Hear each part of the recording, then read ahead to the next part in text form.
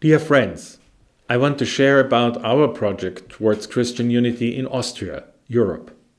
Austria, this is the country of centuries of Habsburg monarchy and the very restrictive Catholic state church.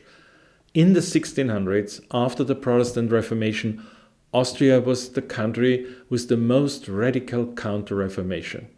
A horrible persecution and expulsion of 10,000s of Lutherans, men, women, children, and of hundreds of Anabaptists being killed for their faith. The ecumenical climate between the historic churches changed for the better in the 1970s. But still, the independent free churches, evangelicals and Pentecostals, remained excluded from the official ecumenism. In the late 1980s, a group of charismatic Catholics, Lutherans and Pentecostals were ready for a change. We began praying with each other in order to overcome this terrible division and neglect. In the 1990s, we used the March for Jesus events, proclaiming the Lord together before the public, marching in the streets of Austria's capital, Vienna. Proclaiming the gospel together brought us nearer to each other. Even though these events brought together thousands and up to 10,000 believers, we understood Christian unity is not primarily built on an event culture. As leaders from historic and independent church backgrounds, we needed to establish strong friendship. We needed to get to know each other. Trust needed to be built after centuries of enmity and hate. We had to receive each other as brothers and sisters, each with an authentic personal faith. We needed to see Christ in the center, when at the same time there were still so many unsolved theological differences. We needed to understand when we have Christ in common, we have in some way everything in common. Hope needed to be found that our reconciliation will finally shape all of Christianity in our nation to be a blessing for the secular society.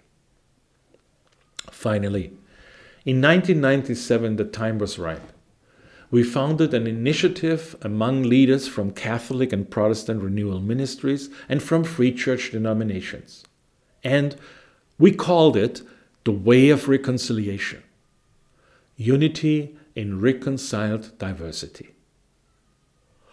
Already at our initial gathering, 70 leaders made a formal commitment to stand with each other until the goal has been reached. A round table should serve as the parliament of this initiative. Since the beginning, all the 25 years, 50 to 80 leaders each time met 2 times a year for 2 days each to pray and worship, to teach and to share, to eat and to drink, to encourage and to correct each other. In this atmosphere of mutual care, we learned the practical way, what Jesus meant in his prayer of John 17. The first 10 years on this journey as the way of reconciliation, we had long discussions on theological hindrances. We avoided nothing. Every theological obstacle was mentioned. Sometimes in those gatherings, our emotions ran hot and we became emotional. But this great freedom helped us to learn from each other, to respect opposite positions, and to even find unexpected treasures among those elements which were first judged as heresies.